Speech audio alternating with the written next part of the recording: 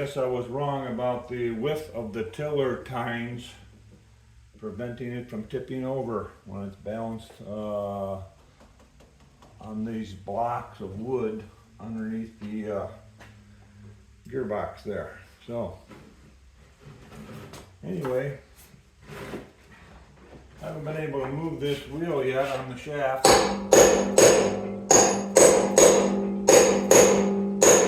Been soaking it all, I don't know, about a week maybe.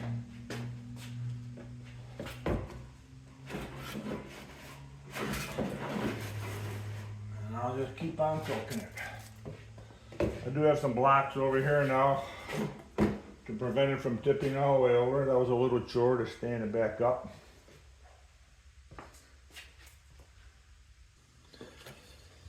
I'll go get rid of some of this while it's in here and all dried out.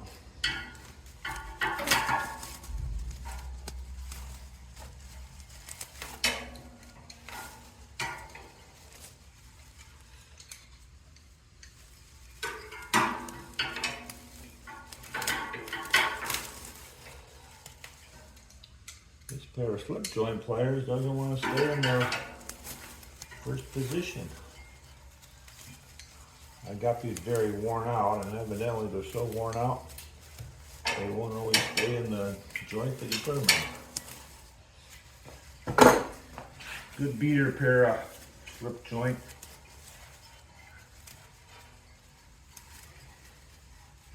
And the price was right.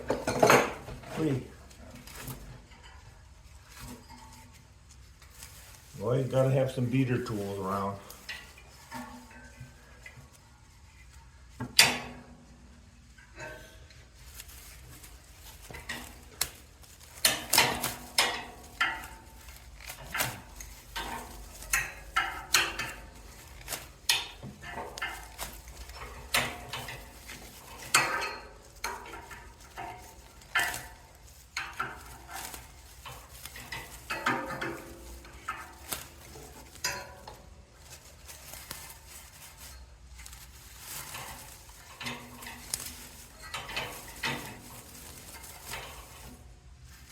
Nice to have this up so high when cleaning this off.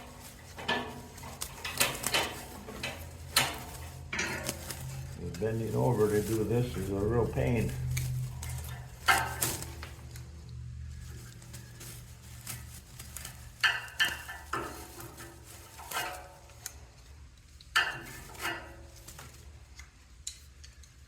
There's a nice pair of pliers to do that.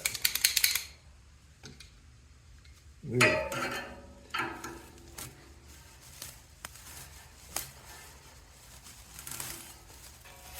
Okay. That's quite the bird's nest.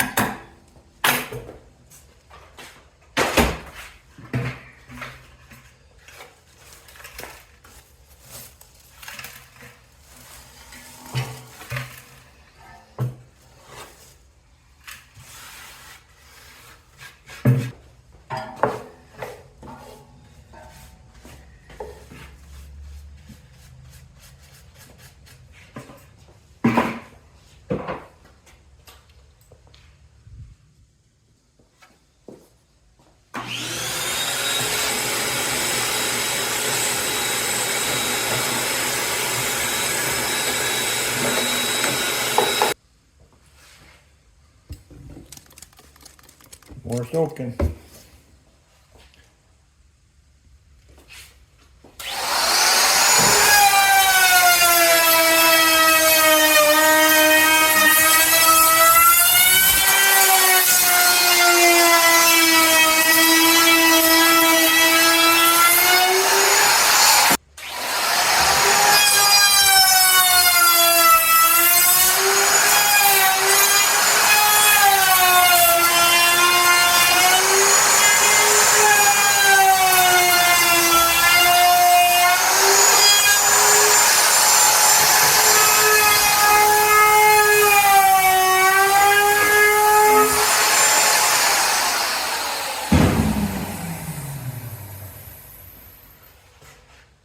Tired of getting poked by those corners and edges.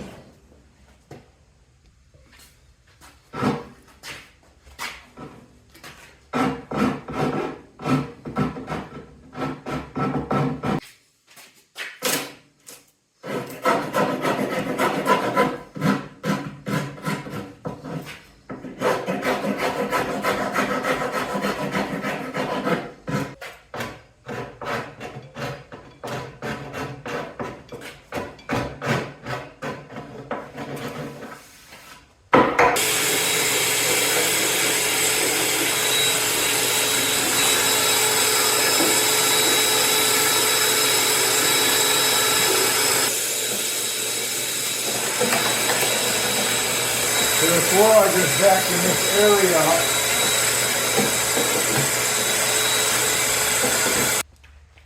Well, hi there, Magnum. Where's your girlfriend? Huh? Where's your girlfriend at? Where's she hiding? She laying out in the sun somewhere? Here she comes. Hey, Bella.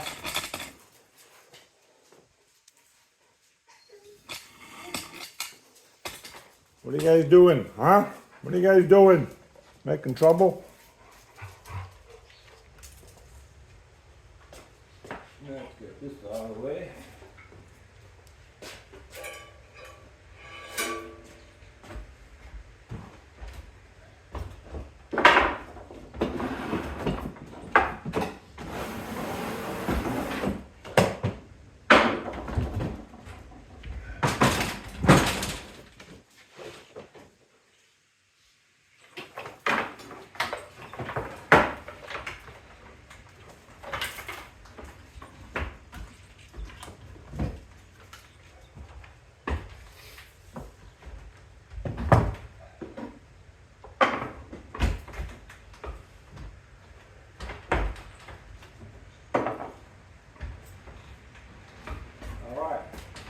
Give it the juice.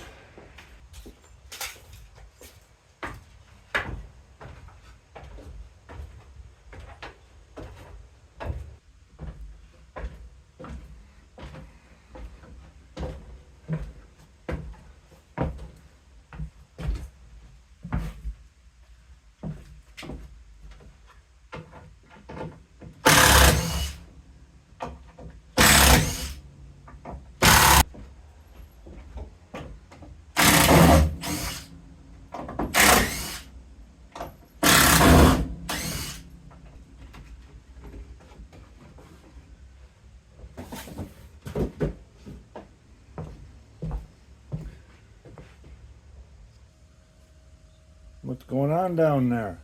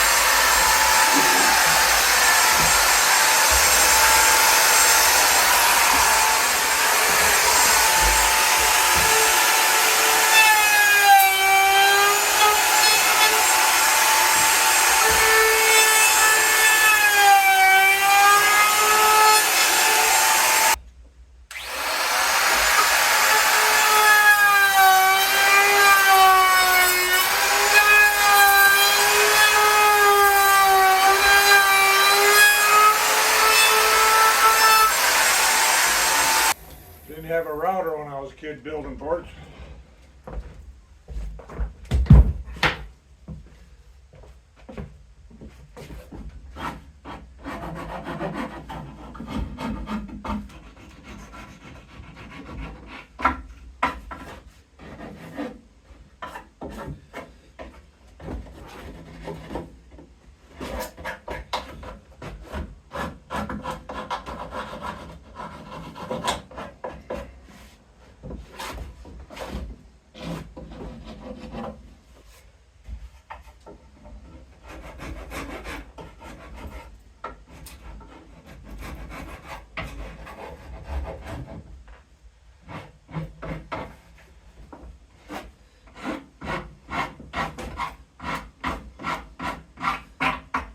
I'll just flip these and put them underneath.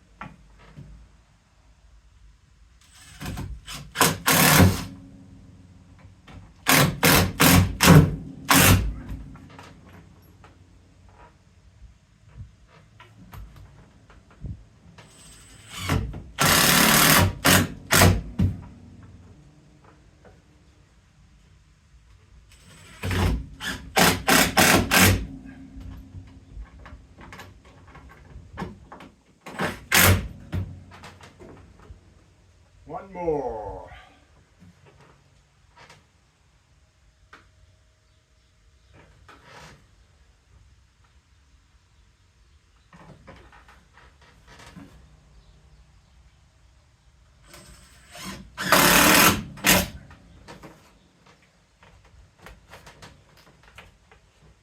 I'm gonna call this one done.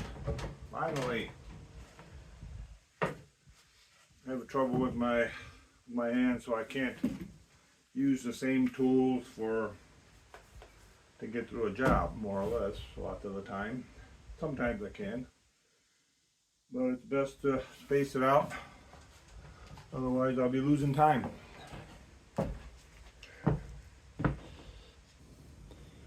would be losing time sitting around icing the affected body part. Lots of times it's the wrist, arms, sometimes the back, like the other day with the tractors. That's why you see if I split up a project in multiple videos, doing a little bit of, say, working on this in 3 different videos, well, that's why.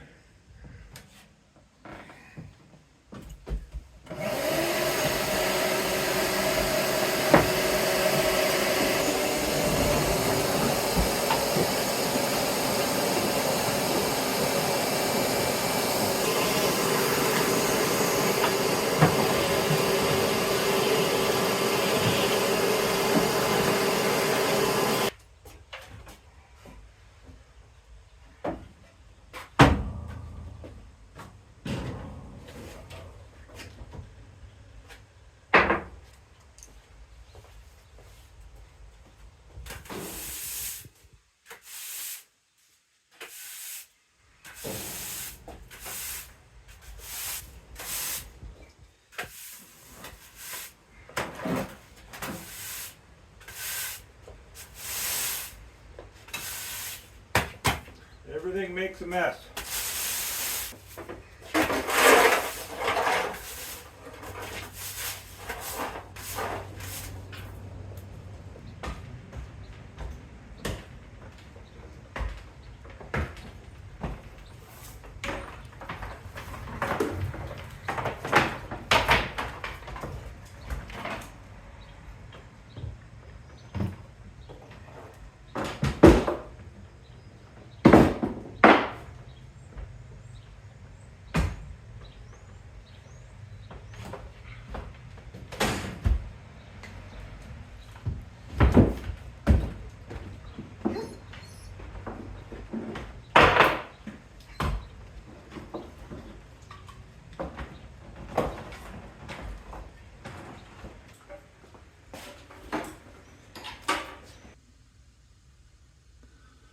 So this one, the next upcoming projects, as the weather permits, is to start loading the trailer with the next load to be taken down to the area we plan on moving to and put it in storage. So basically what I did is I just came up with a bunch of shop items, some yard items, but mostly shop items that have to go on the next load. I have dimensions here, and I have weights that I've either guesstimated at or looked up things online, comparable items, and figured up some weights. That's that sheet. And this sheet is a sketch of the trailer bed. And it's roughly to scale as far as the items to the available total square inches actually that I have on the trailer. Total width is here 79 inches. Total length is 216 inches, and I just plugged in the items. Took my dimensions off of this sheet. Just plugged them in there where I thought they would fit and where I thought the weight would work out best. The two axles are right here in this location. So of course you load a trailer weight heavy towards the front somewhat, and it can be a guesstimate as far as how it's going to handle. When we load and drive trailers locally, we don't think about that as much as when you have a longer drive, a longer distance drive.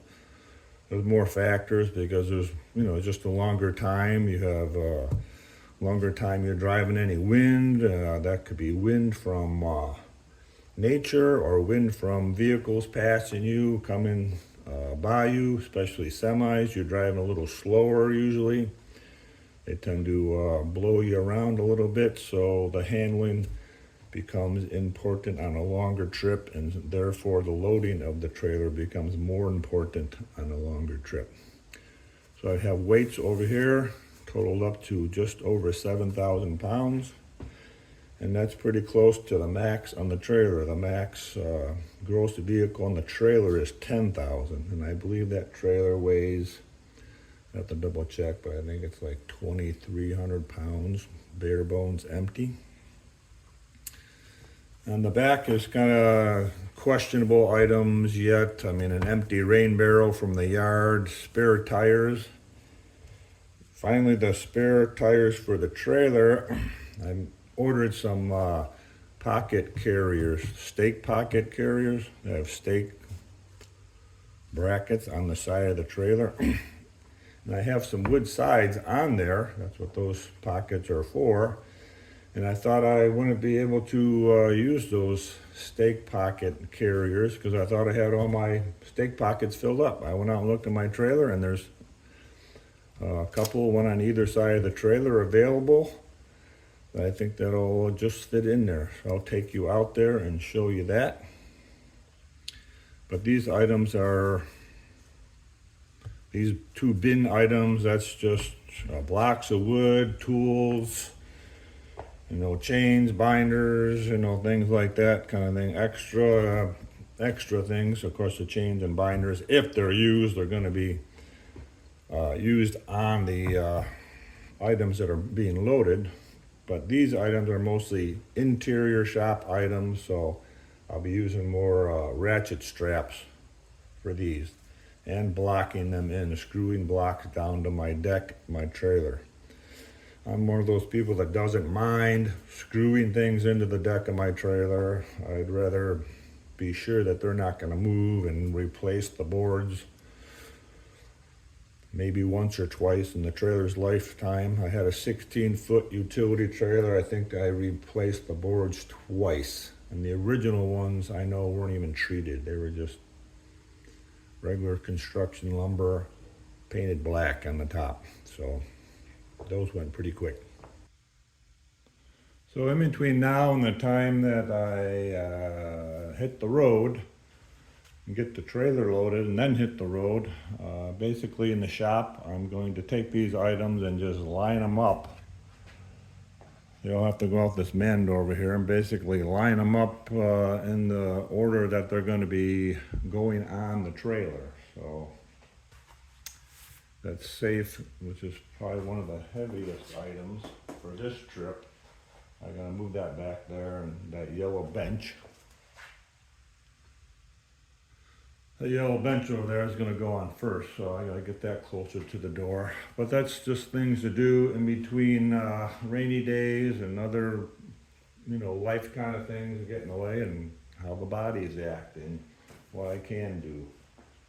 I know that compressor over there that I put the drill press up on, just for wind's sake, I think, and being able to tarp the load in case there's going to be some precipitation. Don't want to get this kind of stuff wet. I'm going to have to take this off probably and put it on the deck of the trailer, screw it down to the deck of the trailer just so I have more of an even height in the trailer to tarp it all. And that's the thing that threw out my back, putting that up there. I should have used the Big Joe to take it off the yellow bench and put it up there, but I already had the rototiller on there. I didn't want to take it off, so live and learn there. But everything, these yellow benches, these yellow bins over here, that compressor and the machines that are on it, this bandsaw, the Grove bandsaw, bring you up more. The yellow bench, like I said, the bins underneath it. I don't know how I'm going to move the surface plate quite yet. I'll probably build a box for it, and put some wheels on it, and then I can just, roll it underneath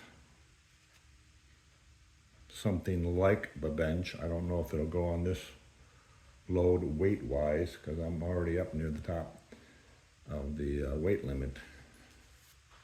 That laid back there, those file cabinets, which are pretty heavy. Several chewy boxes like I have up there. Those are empty, but I have some boxes that size that are loaded that I'm gonna put in between the items, more or less for dunnage and packing. That little hydraulic press, it's all stripped down. I hope to fit that in somewhere. The Kennedy toolbox is behind that. That's staying. That's going to be one of the last items I move. This gray cabinet, which is empty now, I got to get that in there and get that filled. And that's where you can start going over on your weight limit, when you start, packing things around and inside things. And then, of course, like I said, this safe here, which is pretty heavy. Let's see if I have the weight on that, just for conversation's sake. Safe, 1,200 pounds. So yeah, that's 1,200 pounds right there. Plus there's items in it. They're not heavy items, it's just cans of chemicals and paints and, spray guns and things like that. But that's the plan, and right outside the door here, like some of you have seen before, is where I'm gonna park my trailer and just start loading some of this when I'm able to and the weather permits. Load 1 or 2 items, whatever it takes, till I run out of gas. I'm about out of gas today. And then back it underneath the carport out there. I'll show you that through the window here. You can see the beginning of the carport there. That is 20 or 24 feet long, I forget, but the trailer will fit under there. The deck of the trailer fits under there, which is 20 feet long. So I can, load a few items, and if, some weather's moving in while I'm still here loading it, I can, back it in there and tarp it and protect it until I get it all loaded and we got the all clear for to take a load down.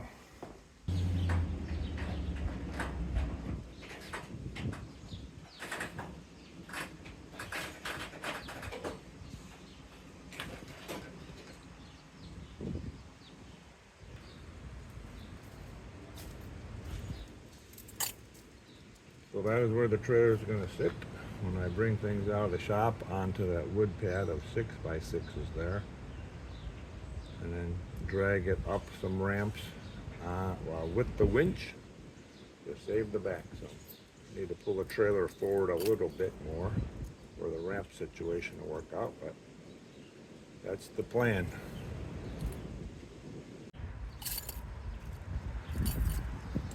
And as I pull items onto the trailer, and weather permitting, like I stated already inside the shop, is if weather's coming in, I'll just back it underneath the carport there and tarp it. Keep the items inside the trailer from getting wet. And then when it's all ready, all packed, all lashed down, and we got the all clear to head out for another ride, we'll just pull it out of there and head out.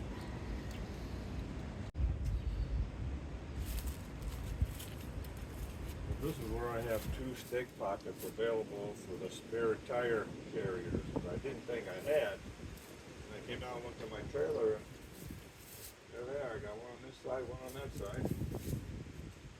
The spares will be mounted up about this high. Have this one sitting on the bucket for now, but it'll be right like that. One on each side of the trailer. Which would be nice, because then I won't have to worry about those every time we've taken the trip. We've just had the spares loose for the trailer, and then had to fit them in around the load or on top of the load and figure out how to lash those down. So that'll simplify that. Now my extra spare, I have 2 spares for the tow vehicle. I've decided I'm going to put, one's already in the tow vehicle, the original spare probably. And then my other second spare for the tow vehicle, I'm going to put it on top and lash it down up there. It'll produce a little bit more drag up there, but hey, there's a lot of drag already with the weight of the vehicle and 4 axles going down the road.